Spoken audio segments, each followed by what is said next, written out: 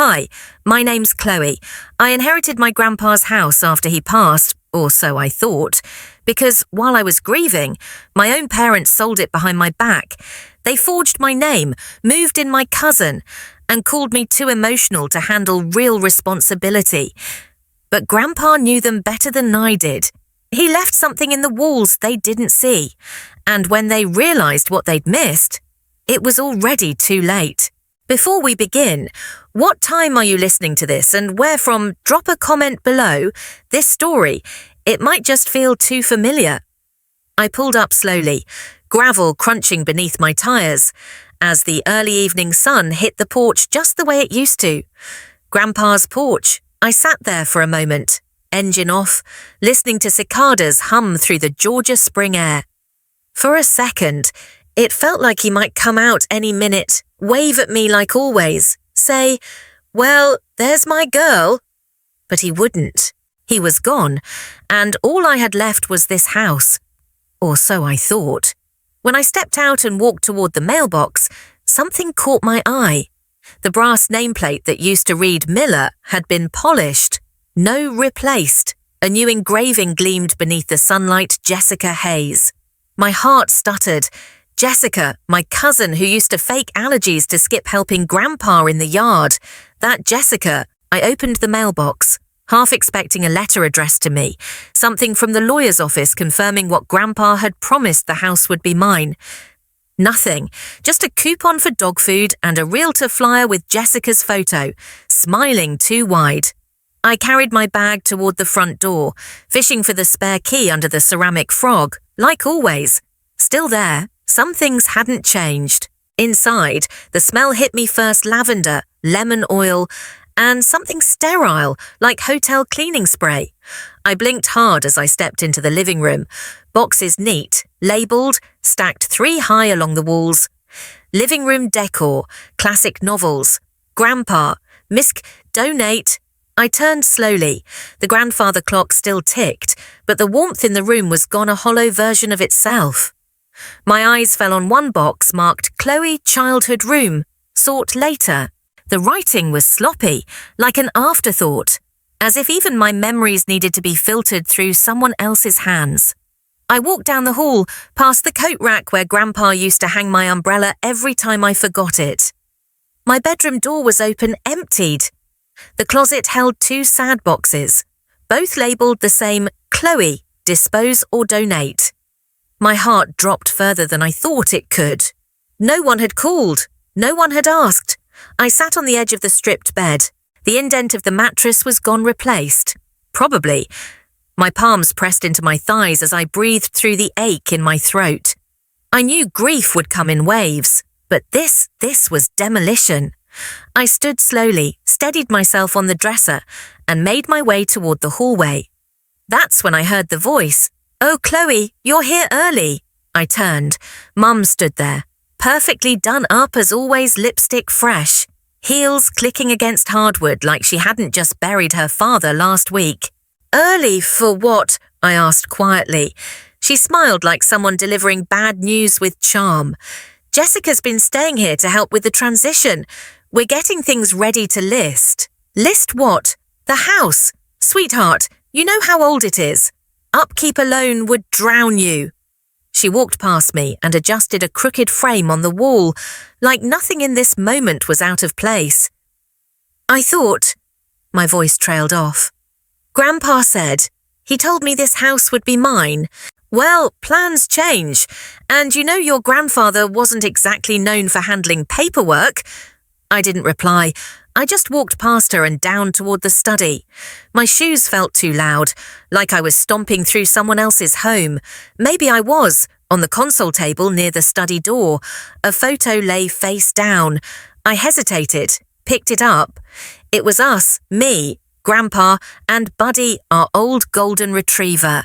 Taken the summer after I graduated college. Grandpa's hand was on my shoulder.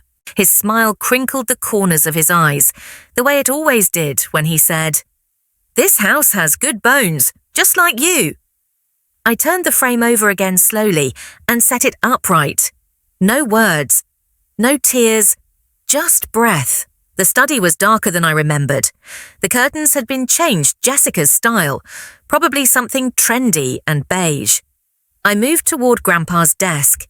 It still smelled faintly of cedar and ink. I opened drawers, one by one, careful not to disturb the arrangement, nothing unusual until the last drawer on the right. It was locked. I stared at it for a while, tracing the edges with my fingers.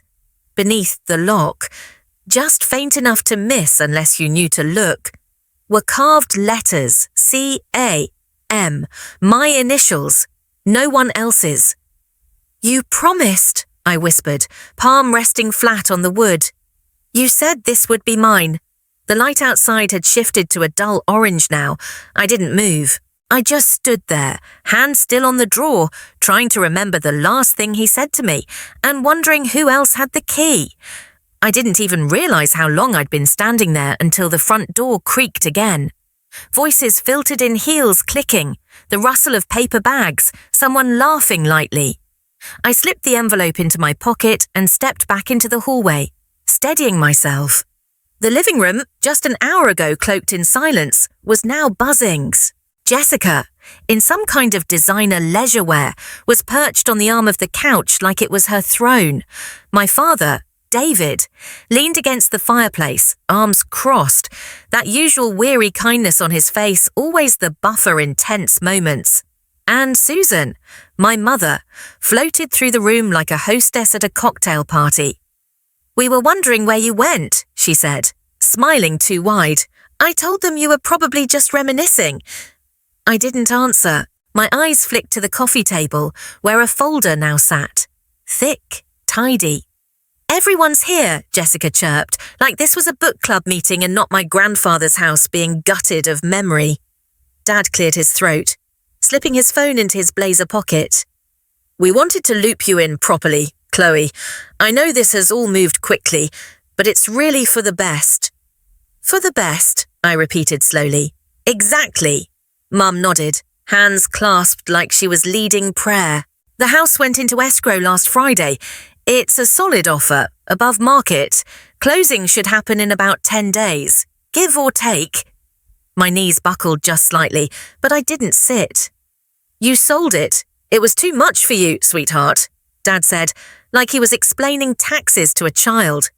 "The maintenance alone, not to mention the property taxes. You're a librarian. How would you even begin to keep up with it?" Jessica added with a laugh. "You should be thanking us.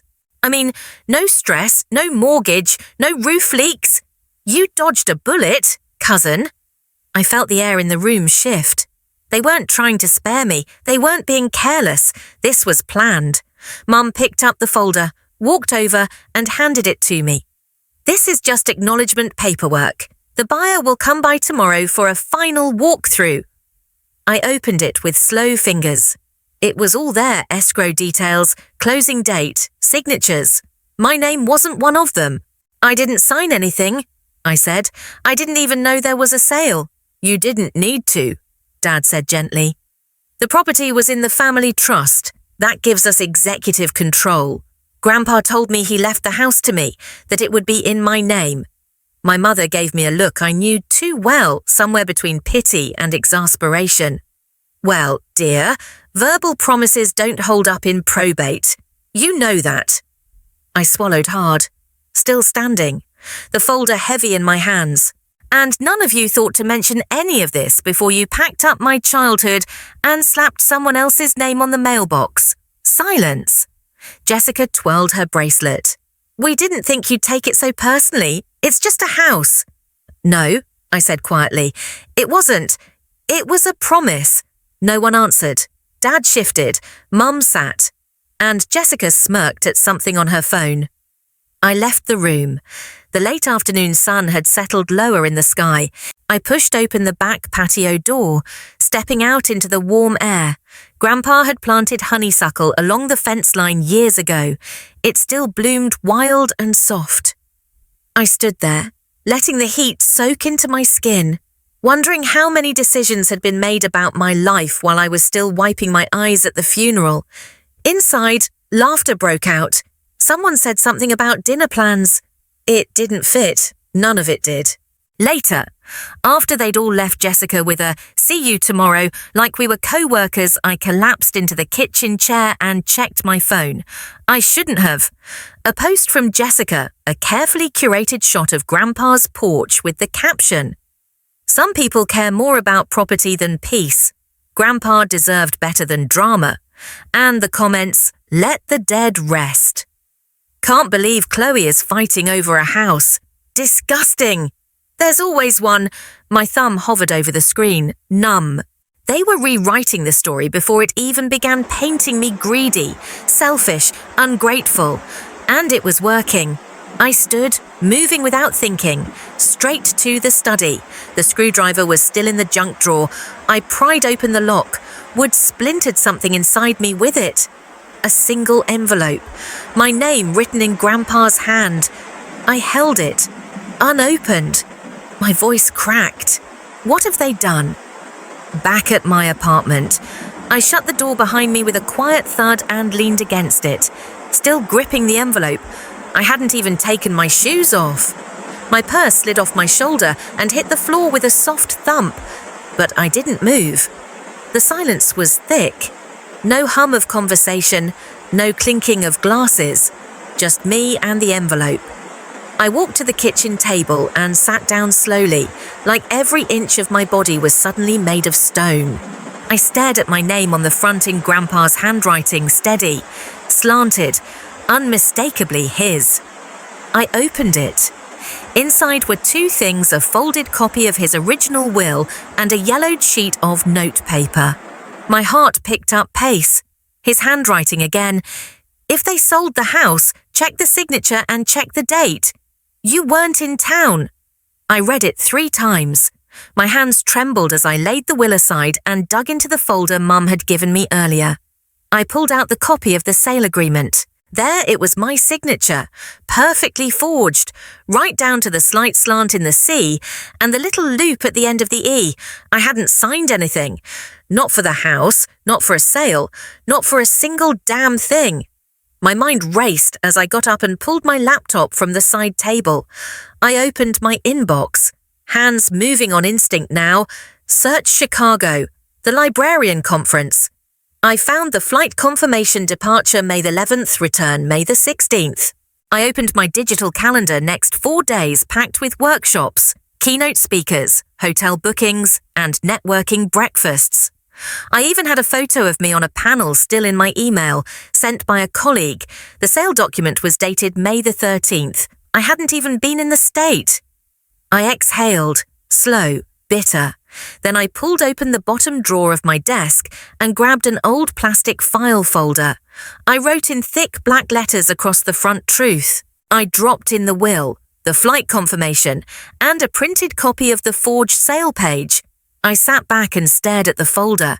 They hadn't just taken the house, they'd erased me from the story and signed my name like I was already gone. At midnight, I picked up my phone and called Sarah, one of my fellow librarians who'd organised the Chicago panel. She answered, groggy. "Chloe, everything okay? I'm so sorry to call this late," I said quickly. "Can I ask a huge favour?" There was a pause, then, "Of course. Could you send me a letter, just something confirming I was there the week of May 11th through 16th, specifically that I spoke at the symposium on the 13th. Her voice perked up.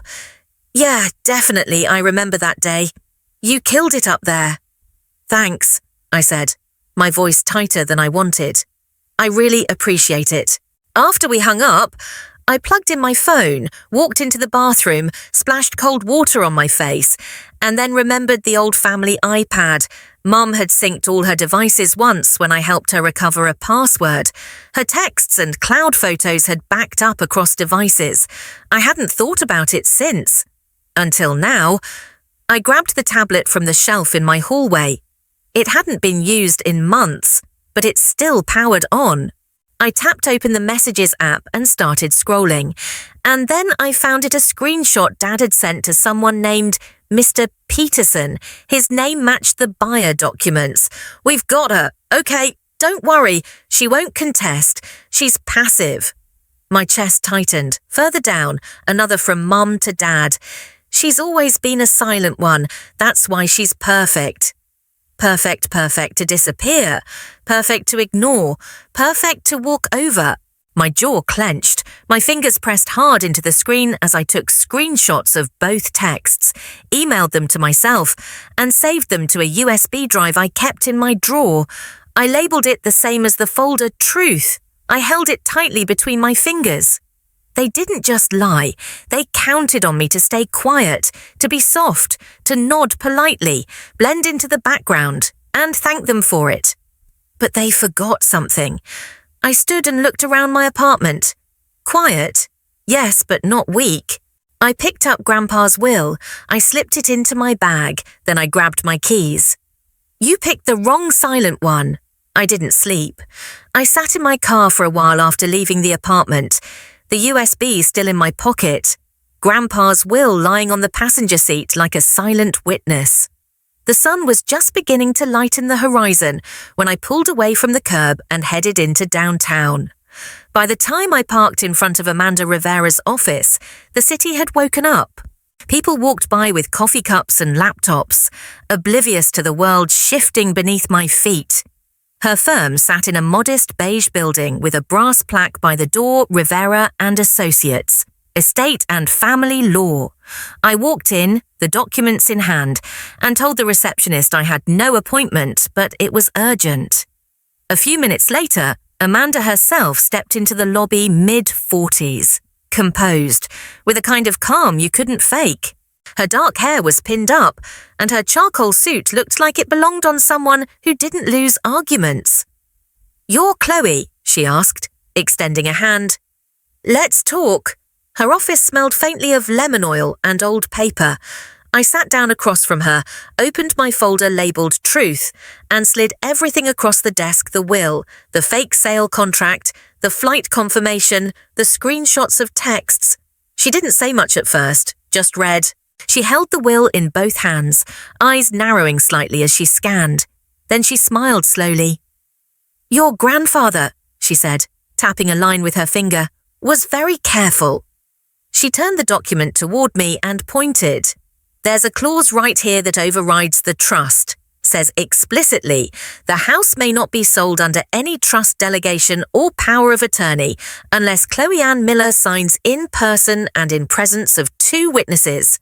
I blinked. Wait, so they can't sell it not legally and forging your signature. That's fraud. Criminal. I felt something shift inside me, like a floor clicking back into place under my feet. Amanda straightened in her chair. "We're going to file an emergency injunction to halt the transaction, and I'll be sending a letter to the buyer today." My voice came out low. "He doesn't know. If he does, he'll be answering to the state bar. If he doesn't, he'll be very interested to know he's buying stolen property." I let out a long breath I hadn't realised I was holding. "Do I have to go to court eventually?" "Yes, but today we buy time, and we shake the table." Amanda stood, went to her printer, and began preparing documents with a calm precision that made me believe, for the first time, I could win this. That evening, after leaving her office, I drove by Grandpa's house. No one was there. The porch light was off, the blinds drawn. I sat in my car for a few minutes, then stepped out, my shoes crunching against the gravel. I walked up the steps, the wood creaking beneath me, and unlocked the door with the spare key still hidden in the flower pot. Inside, it smelled like dust and old citrus cleaner, like childhood and endings. I walked to the hallway where the framed photo of Grandpa, me, and Buddy still sat. Only this time, I noticed the back was thicker than I remembered. I turned it over. 4 tiny screws held the frame backing in place. In the kitchen drawer, I found the little screwdriver Grandpa always kept near the junk tray.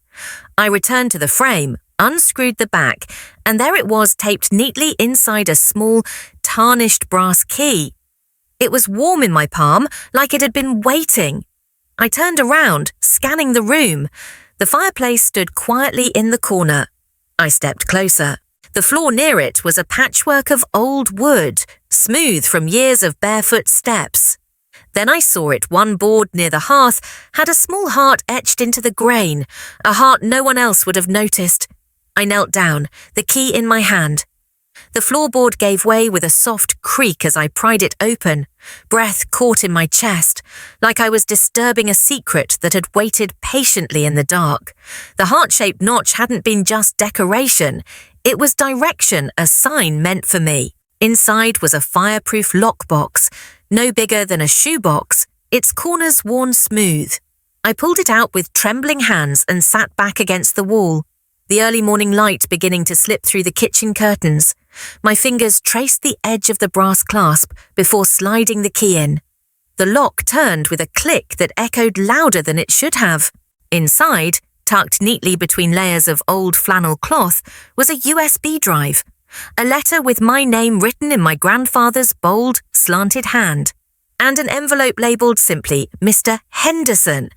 My eyes flicked back to the letter. If they try to erase you, go to Henderson. I didn't know whether to laugh or cry, maybe both. Grandpa had always said Mr. Henderson remembered things the rest of the neighbourhood forgot: birthdays, garage codes, what year the maple tree out back finally lost all its leaves. I slipped the drive and letter into my purse and held the Henderson envelope in my lap for a moment before tucking it inside too. By 9 that morning, I was on Mr. Henderson's front porch, 2 blocks over, hesitating before knocking. The place looked smaller than I remembered, but maybe everything had paint peeled from the railing, but the wind chime made of old silverware still jingled in the breeze. I used to think it sounded like old laughter. The door opened before I even knocked. "Chloe Miller," Mr. Henderson said, with a crack in his voice. "I wondered when you'd come." He looked thinner. His shoulders bent inward, but his eyes were still sharp. He gestured me inside with a warmth I hadn't felt in days. "I've got something for you," he said, shuffling toward the kitchen table. "Your grandfather gave it to me last fall, said not to hand it over unless you asked." He placed a flash drive next to a cassette tape already set on the table, and beside it, an old photo I hadn't seen in years. It was the 3 of us, me, Grandpa, and Buddy, under the old maple tree in the backyard. I must have been around 7, missing a front tooth, and beaming like I just won a trophy. On the back, in Grandpa's handwriting, she remembers what matters. I sat down slowly, overcome. "Why'd he give you all this, Mr. Henderson?" Rested his palm over the cassette. "Because he didn't trust them. And he said you were the only one who'd fight for what the house meant, not just what it's worth." He opened a small cassette to digital converter and hit play. Grandpa's voice filled the room. "They'll tear it apart, Henderson, piece by piece, if I don't lock it down." Mr. Henderson's voice responded, slightly muffled. "You've written the will. It's not about paperwork. It's about intention. Chloe understands that. She always did." I stared down at my hands. "She won't fight for herself," Grandpa's voice went on. "But she'll fight for the meaning. That's why she's the keeper of the flame." A knot rose in my throat. I pressed my fingers against my lips to keep from sobbing outright. My silence all these years, every time I'd let things slide, walked away instead of standing up, hadn't been weakness to him. He saw me, not loud but steady, not flashy but anchored. "Why didn't he tell me all this?" I whispered. Mr. Henderson just smiled gently. "He did. You just needed to hear it now." I stayed a little while longer. He made tea. We talked about Grandpa's laugh, his ridiculous pancakes. The summer we almost burned down the garage trying to build a treehouse. For the first time in days. My chest felt less like a cage and more like a lantern with something still burning inside. On my way out, Mr. Henderson pressed the Polaroid into my hand. "Take it," he said. "Your fight's not over, but now you've got a little more fire." Back home that evening, I spread everything out on my kitchen table: the will, the flight documents, the forged sale agreement, the texts, and now, the recording. I pulled out the affidavit Amanda had given me. For a long while, I just sat there, pen in hand, staring at the paper. I thought about the photo, the tree, the way Grandpa's voice said my name like it held weight, And I signed not because I wanted revenge, not even just because I wanted the house, but because something sacred had been placed in my hands.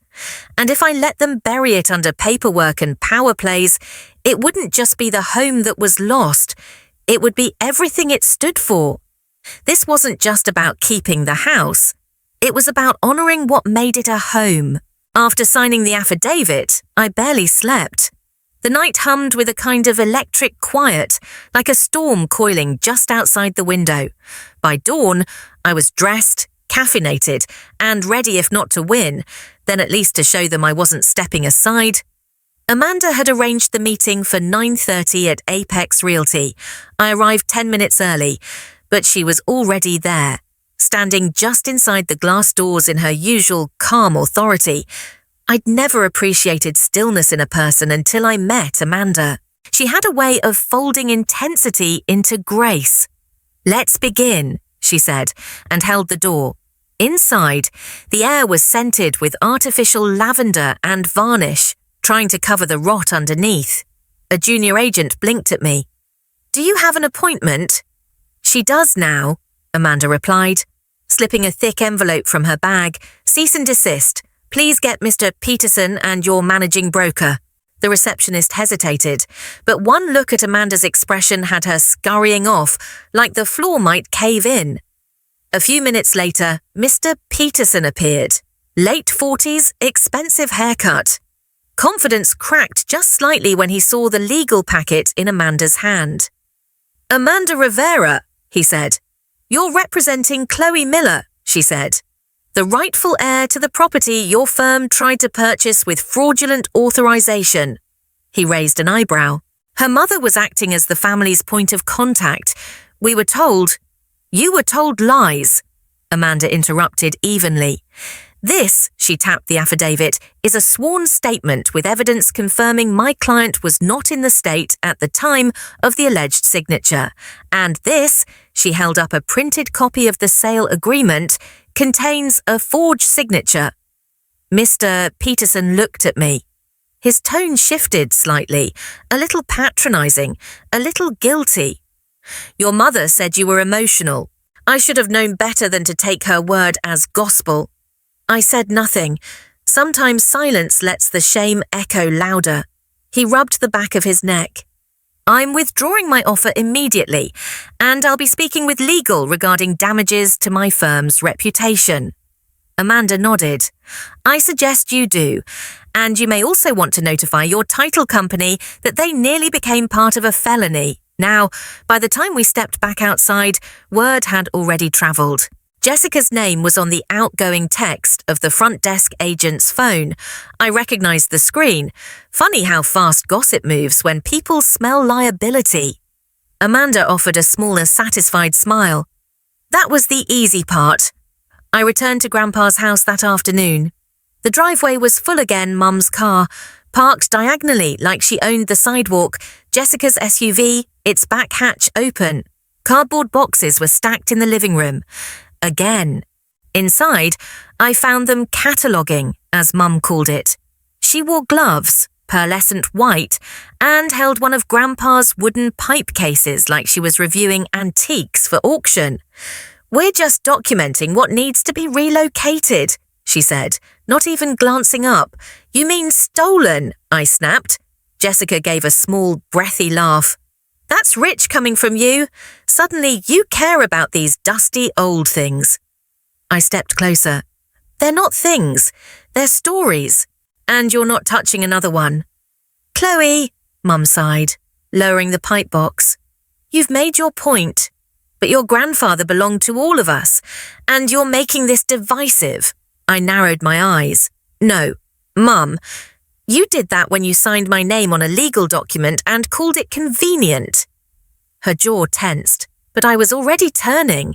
That's when I saw it one of Grandpa's paintings, leaning against the wall near the door, a landscape of the Adirondack Mountains we'd once hiked together when I was 15, but something was wrong.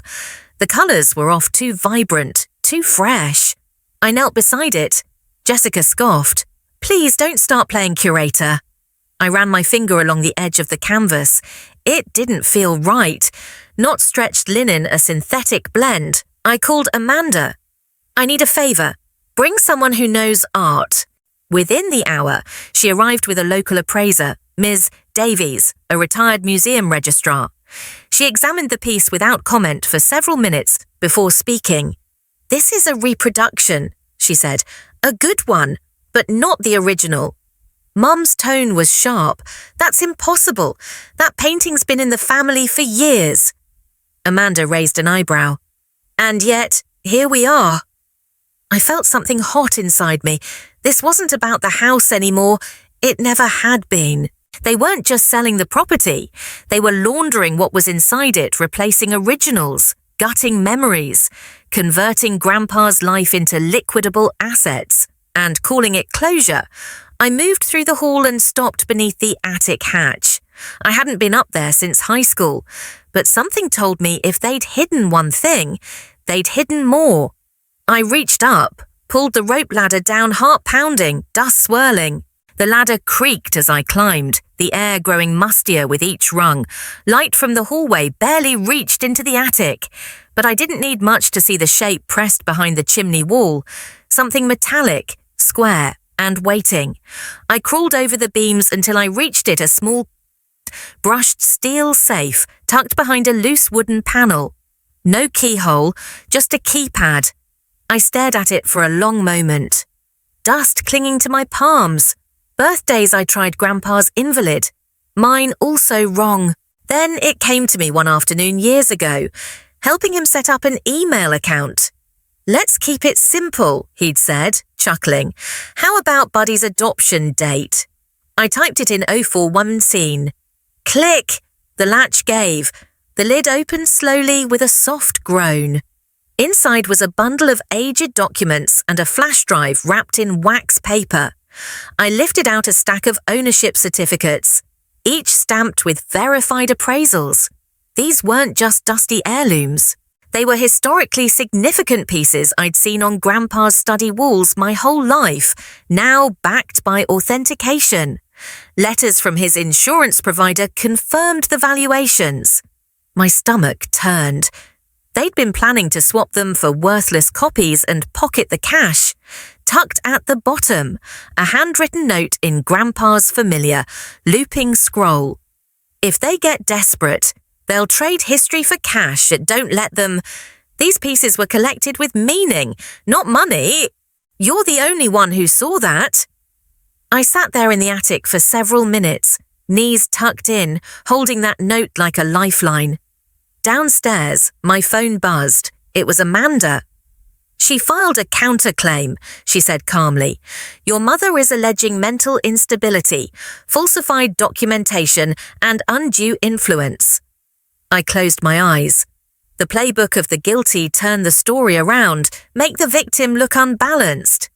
"She is requesting a freeze on all proceedings," Amanda continued.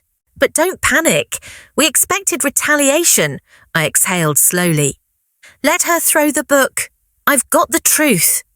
After putting everything back in the safe, I carefully sealed it again. My next step would require the original documents. But those would go through Amanda now, properly secured.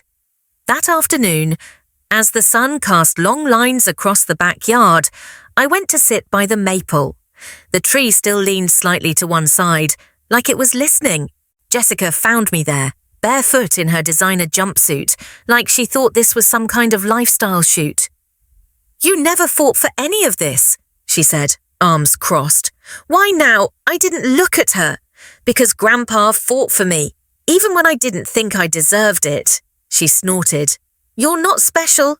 You just happened to be first in line this time." I finally turned toward her. "I'm the only one who read the fine print." Jessica's mouth twitched. She turned to go but hesitated. "You think this ends with the house. It doesn't." "I know," I said. "That's why I'm still here." Evening came. I was standing in the dining room, sorting through the legal folders again, when I heard the engine. I moved to the front window. A moving van sat at the curb, engine idling. Behind it, Mum stepped out of a black SUV. She wasn't alone. Two men in dark suits walked beside her, each holding briefcases. They weren't here to talk. I felt my breath catch as I backed away from the window, my voice low, steady, but bracing. They're making their final move. I backed away from the window slowly, the men in dark suits still making their way up the path. For a moment, I thought about running upstairs, slamming the door, locking myself away like I used to when I was 12 and didn't know how to fight back. But I wasn't 12 anymore, and this wasn't about hiding. Instead, I walked calmly to the dining room, picked up my phone from the edge of the table, and tapped the record button. I set it face down, microphone angled toward the room, the front door flung open without so much as a knock. Mum entered first, heels sharp against the hardwood, flanked by two estate attorneys who looked like they'd just stepped out of a courtroom drama. She didn't even glance at me as she made a beeline for the dining table. "This house was never just about you," she said coldly, tossing a folder down like a gauntlet. I didn't flinch. I reached into the side drawer and pulled out my own folder. I opened it slowly, laying out each appraisal, each certificate, each authenticated document I'd found in the safe. "No," I said. "It was about the $2 million you were laundering through Grandpa's art." One of the lawyers shifted in his seat. The other stopped mid-page. Before Mum could muster a retort, the door opened again. This time by invitation. Mr. Peterson stepped in, looking far less smug than when I last saw him. Amanda followed closely behind, a quiet force of calm, her briefcase in hand. She nodded at me once and took a seat. Mr. Peterson's eyes scanned the room. I wasn't told this would be a group session. Amanda gave a small smile. "We thought it best you heard all sides." I walked to the entertainment console, pulled the USB from my pocket, and inserted it into the old laptop on the sideboard. The screen flickered for a moment. Then Grandpa's face appeared. Tired, older than I remembered, but eyes still as clear as ever. "If you're watching this," his voice rasped from the speakers, "they did exactly what I feared, but I left the truth in the walls. And I left it for Chloe because she's the only one who listened." The room was silent. Even the attorneys didn't shuffle. Mr. Peterson sat back. "Your mother said you were unstable, that you hated this place." I turned to him, my voice level. "She said that because I never told her what she wanted to hear. I didn't want to sell it. I didn't want to pretend Grandpa meant nothing. That's the difference between us." Mum stood abruptly. "Oh, please, are we really giving weight to a sentimental recording?" He was old. He said things like that all the time. Amanda raised a brow and opened her folder. "We also have video evidence of the forged signatures, insurance reports, and emails coordinating the art swap." But Mum wasn't done. She smirked and tapped on her iPad. "Then how about a video of Chloe herself saying she wanted to walk away from this house?" She turned the screen to Mr. Peterson, playing a clip from a barbecue years ago. There I was on screen, in a blue summer dress, holding a lemonade, laughing and saying, "I wish I could just walk away from this house." Mum paused the clip. "Case closed." Amanda didn't even blink. "Play it in full." Mr. Peterson handed her the tablet. Amanda scrolled and played the rest. I appeared again on screen, sighing, my tone shifting. But I promised him I wouldn't. Not after everything he built here. Silence. I stepped forward. They thought I'd stay silent. But silence isn't weakness. It's strategy. I handed Mr. Peterson the entire case file timelines, appraisal records, Grandpa's final video, emails, everything you weren't told. He turned to Mum. Eyes sharper now. "I won't be part of this anymore. You've crossed every line." Mum's face contorted. "We gave you life," she hissed. I stared at her, voice calm. "And you tried to sell it back to me." Blue and red lights flared through the front windows. The room fell still. Amanda stood, gathering her bag. She looked at the door, then back at Mum. "They're not here for me," she said softly. Amanda's words echoed in my ears as the officers stepped forward, their clipped commands rising over Mum's frantic denials. I didn't say a word. I didn't need to. That moment belonged to truth. And I'd said enough. 3 weeks have passed since then, long enough for the shock to settle, not long enough for the ache to fade. The house is quiet now, quiet in the way you only understand after chaos has been cleared out. The front door creaked the same way it always had. The air smelled faintly of cedar and old paper. And, for once, I could walk from room to room without bracing for a confrontation. Mum and Dad were both charged fraud, forgery, conspiracy. The legal language sounded cold and sterile, but the impact was very real. Jessica avoided trial by taking a deal. She left town without even packing the last of her things. I didn't stop her. Mr. Peterson testified on my behalf. To his credit, he didn't try to justify his role in the manipulation. He simply said, "I believed the wrong people and walked away from the sale." I could respect that. The house, legally, is mine now, but I never wanted to just keep it. I walked the length of the hallway that morning, pausing at each room not to mourn, not to celebrate, but to plan.